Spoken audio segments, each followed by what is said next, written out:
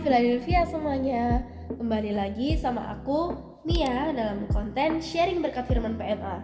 Oke, aku bersyukur banget karena akhir-akhir ini firman PMA benar-benar keras mengoreksi kehidupanku secara pribadi, karena memang itu kebutuhan kita di akhir zaman ini supaya kita benar-benar bisa mempersiapkan diri untuk jadi mempelai perempuan Tuhan. Sekalipun keras, harus kita terima karena itu adalah bentuk kasih sayang Tuhan Yesus dalam kehidupan kita semua. Puji nama Tuhan. Sebelum kita mulai, aku mau bacain dulu satu ayat yang terdapat di dalam 1 Timotius 2 ayat 3-4. Itulah yang baik dan yang berkenan kepada Allah juru selamat kita, yang menghendaki supaya semua orang diselamatkan dan memperoleh pengetahuan akan kebenaran. Amin. Kita tahu kalau menurut Yohanes 17 ayat 17, firman Tuhan itu adalah kebenaran. Jadi Tuhan Yesus itu sebenarnya mau supaya semua orang selamat dan memperoleh pengetahuan akan firman Tuhan atau kebenaran. Di sini aku juga mau ngasih gambar ilustrasi. Ini adalah tabernakel. Tabernakel ini adalah parameter rohani atau ukuran kerohanian kita. Kita bisa tahu kerohanian kita udah sampai mana itu melalui tabernakel ini. Kenapa kita butuh ini? Karena ini akan berhubungan dengan berkat firman yang akan aku sampaikan. Jadi di sini akan terbagi menjadi 3, yaitu ada halaman. Halaman itu dari mulai pintu gerbang, mezbah korban bakaran, dan juga bejana pembasuhan. Lalu ada ruangan suci. Ruangan suci di situ ada pintu kemah, ada pelita emas, ada meja roti, dan juga ada mezbah dupa. Lalu di atasnya lagi ada pintu tirai, dan yang ketiga di situ adalah ruangan maha suci. Di dalamnya adalah tabut perjanjian. Oke, kita di sini sekarang mau bahas yang halaman dan ruangan suci.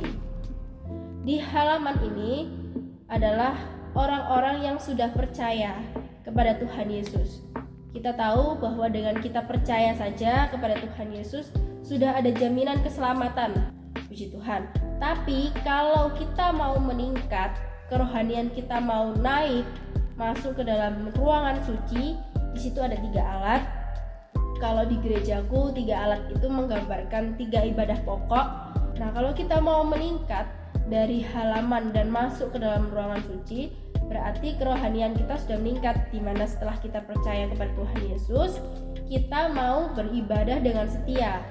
Masuk ke dalam ruangan suci ini berarti beribadah dengan setia, pelayanan gak bolong-bolong, pelayanan dikerjakan dengan sungguh-sungguh, ibadah juga gak suka bolos. Intinya kita mau berjuang hidup berkenan kepada Tuhan di dalam ruangan suci ini.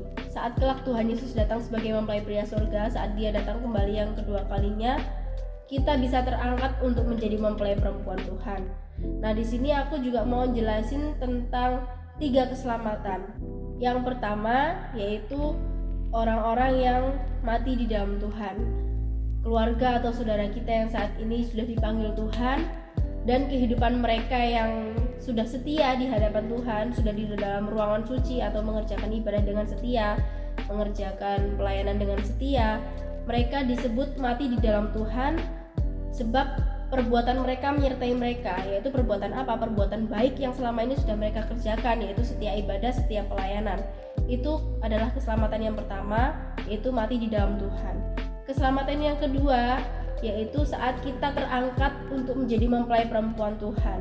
Dan keselamatan yang ketiga ini adalah orang-orang yang dulunya masih tinggal di halaman. Mereka percaya kepada Tuhan Yesus, tetapi mereka tidak berjuang untuk hidup berkenan, tidak mau meningkat kerohaniannya, gak mau masuk ke dalam ruangan suci. Sehingga saat Tuhan Yesus datang untuk menjemput mempelai perempuan tadi, mereka yang di halaman ini tertinggal. Mereka tidak terangkat menjadi mempelai perempuan Tuhan. Mereka yang tertinggal ini, mereka harus berjuang di 3,5 tahun masa antikristus. Di dalam 3,5 tahun masa antikristus itu tidak akan ada korban Kristus untuk menolong orang-orang yang tertinggal di halaman.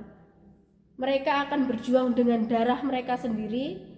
Di sana tidak akan ada lagi ibadah, tidak akan ada firman Tuhan sebab di Alkitab dikatakan firman Tuhan itu diangkat dan tidak ada Roh Kudus. Jadi kita mau pilih yang mana? Kalau aku rindu untuk menjadi mempelai perempuan Tuhan. Jadi aku mau tunjukkan perjuanganku sejak sekarang. Mari kita tunjukkan perjuangan kita sejak sekarang. Jangan kita hanya tinggal di halaman. Jangan kita cuma percaya aja sama Tuhan Yesus. Kita percaya sama korbannya.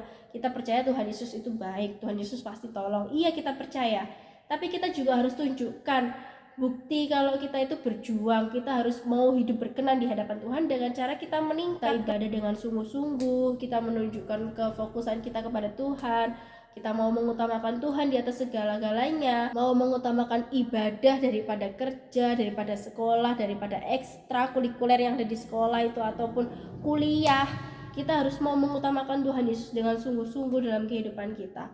Jangan sampai kita terus-terusan hidup di dalam daging. Kalau kita terus-terusan hidup dalam daging, tujuan akhirnya kehidupan daging ini adalah maut. Maka ayo kita perjuangkan kehidupan rohani itu. Kita harus punya pikiran-pikiran yang dari roh. Kita harus punya pikiran-pikiran yang rohani. Diingatkan juga kalau kita jangan sampai menyembah kepada Allah lain. Mungkin kita nggak nyembah patung gitu ya, kita nggak menyembah berhala yang kayak ada bentuknya gitu, tapi berhala itu bisa loh selain patung. Contohnya berhala itu bisa jadi ekstrakurikuler dari sekolah, kuliah, bisa jadi itu pekerjaan, atau orang yang kita sayangi sekalipun itu bisa jadi berhala. Ingat, Tuhan Yesus itu adalah Allah yang cemburuan. Tuhan Yesus itu mudah cemburu kalau lihat kita itu malah mementingkan hal-hal yang daging. Bahkan dikatakan bahwa Tuhan Yesus itu adalah api yang menghanguskan. Maka mari kita teman-teman semuanya ibadah dengan hormat dan takut akan Tuhan. Dengan cara kita mau beribadah dengan rela hati dan tulus ikhlas. Kita harus sadar diri datang ke hadapan Tuhan dengan segala kerendahan hati, berjuang untuk hidup berkenan di hadapan Tuhan. Puji nama Tuhan. Sekian berkat firman PMA yang bisa aku bagiin hari ini. Biarlah menjadi berkat buat kita semua. Philadelphia, sampai jumpa di sharing berkat firman PMA selanjutnya.